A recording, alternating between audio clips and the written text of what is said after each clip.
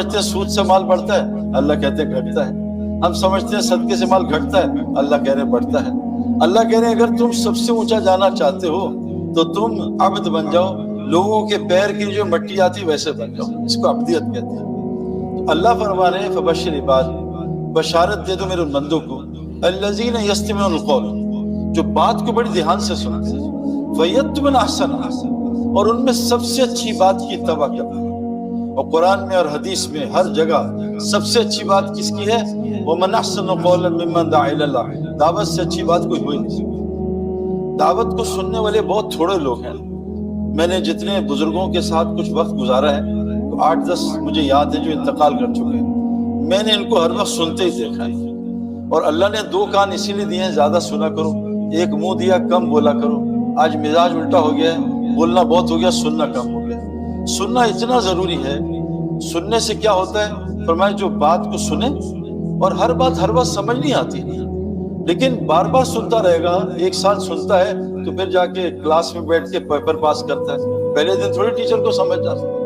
حدیث میں آتا ہے جو باتیں تمہیں سمجھ میں آ رہی ہیں، جو علم تمہیں سمجھ میں آ رہا ہے اس پہ عمل کرو، اللہ تمہیں وہ علم دے گا جو تمہیں سمجھ نہیں آ رہا۔ جو راستے تمہیں سمجھ آ رہے ہیں ان رستوں پہ چلو، اللہ تم پہ وہ راستے کھولے ہیں تمہیں سمجھ نہیں آ رہے۔ تو اللہ قرآن میں فرماتے ہیں جو دھیان سے بات سنتا ہے، اور یہ یاد رکھنا میرے دوستو، سننے والے بڑی خیر پہ ہیں۔ اللہ فرماتے ہیں وَلَوْ عَلِمَ اللَّهُ فِيهِمْ خَيْرًا لَأَسْمَعَهُمْ، جن میں اللہ خیر دیکھتا ہے بس ان کو اپنی بات سناتا ہے، ورنہ نماز سن کے لوگ چلے جاتے ہیں۔ جن میں اللہ خیر دیکھتا ہے اس کو صرف اپنی بات سناتے ہیں۔ وَلَوْ أَسْمَعَهُمْ لَتَوَلَّوْا هُمْ مُعْرِضُونَ، اگر یہ سن بھی لیتے منہ موڑ کے چلے جاتے ہیں، ان کو کوئی اثر نہیں ہوتا۔ اللہ کی بات سننا دھیان سے یہ بہت ضروری ہے۔ میں نے 2000 میں 3 دن لگائے تھے، سن 2000 میں، اور میں کرکٹ کھیلتا تھا، ٹائم ہوتا نہیں تھا، لیکن اللہ نے وہ ایسے فضل فرمایا، ایسے اچھے دوست دیے جو مجھے فجر مسجد میں پڑھاتے تھے، سارا دن پھر میں گراؤنڈ میں رہتا تھا، عشاء مجھے مسجد میں پڑھاتے تھے، میں فجر میں امام صاحب کا بیان سنتا تھا 15 منٹ، عشاء میں تعلیم میں بیٹھتا تھا۔ اللہ کی قسم جتنے سوالات تھے اللہ نے 3 سال میں سارے ختم کر دیے۔ یہ سننا اتنا ضروری ہے۔ اور قرآن میں آپ جہاں بھی گمراہ لوگوں کی بات دیکھیں گے نا، ان کی ایک ہی وجہ ہوگی جو میں نے پڑھی ہے، جو سنی علماء سے، یہ سنتے نہیں تھے۔ جب جہنم میں لوگ چیخ پکار کریں گے تو فرشتے پوچھیں گے الم یاتیکم نذیر، وہ تمہیں ڈرانے آتا تھا؟ قالوا بلی آتا، تم نے کیا کیا؟ ہم نے ان کو جھٹلا دیا۔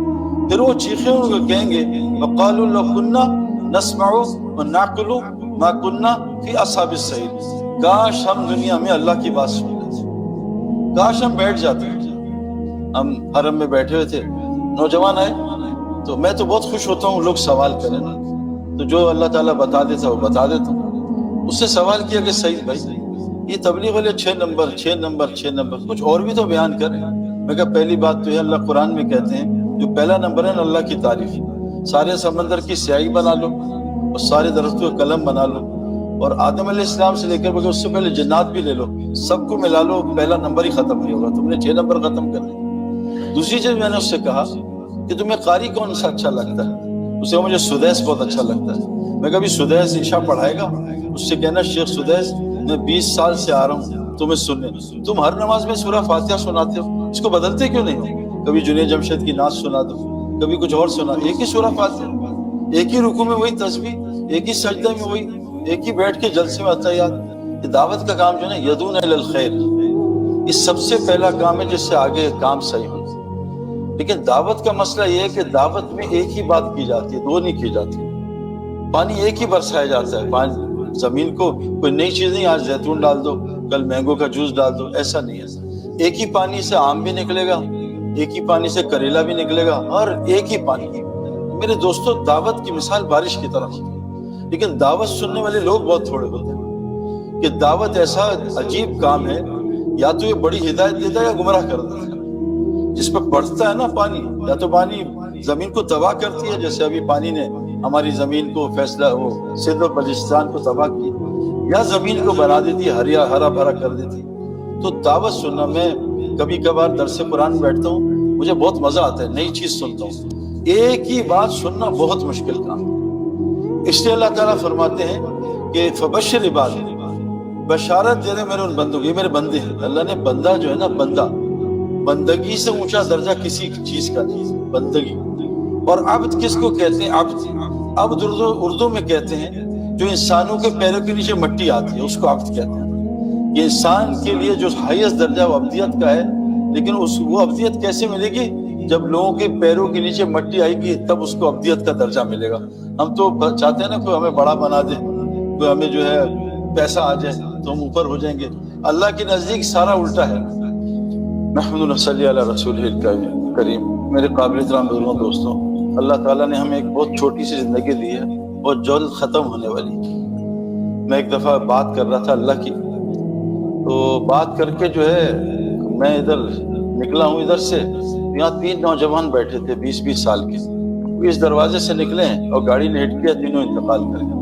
ان کا آخری بیان تھا، آخری دفعہ وہ بیان سن رہے تھے. اس لیے بیٹا یہ کیمرہ بند کر دو، جزا کر. حضور صلی اللہ علیہ وسلم نے فرمایا ہر نماز کو آخری نماز سمجھ کے پڑھا.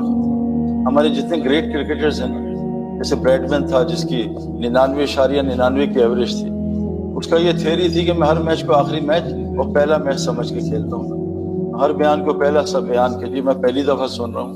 کیونکہ جب بھی آدمی پریکٹس کرتا ہے کرکٹ کی، اس کی گیم امپروو ہوتی ہے. جب بھی آدمی کھانا کھاتا ہے اس کا ویٹ بڑھتا ہے نا.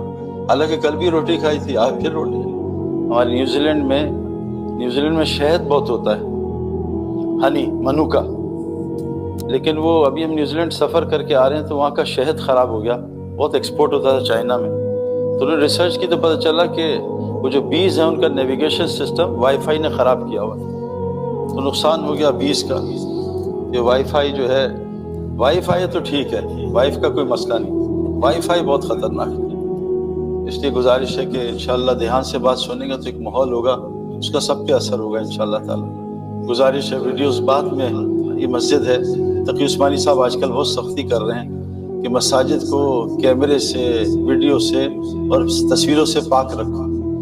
اور عرب کے علماء جو ہیں، میں کبھی عمرے پہ جاتا ہوں تو سب سے پہلے تراویح میں جو ہے اس کیمرے کی اور ویڈیو کی تصویر کی بہت زیادہ مخالف ہوتے ہیں. دین تو عربوں کے پاس ہے، دین تو عربوں پہ اترا ہے، قرآن عربوں پہ اترا ہے، مکہ عربوں کا ہے. تو میں تو عرب علماء سے بہت انٹریکشن ہے. گزارش ہے انشاءاللہ تعالی ہم انشاءاللہ سنت طریقے سے نماز پڑھنی، اپنی نہیں پڑھنی. کوئی مجھے کہہ رہا تھا یار یہ طواف میں اتنی مشقت ہوتی ہے، ہمیں کھڑا کر دیں کعبے کو گھما دیں 7 دفعہ تو طواف ہو جائے گا. تو ہم نے اپنی نہیں، ہم نے ہر عمل کو سنت پہ لانا انشاءاللہ.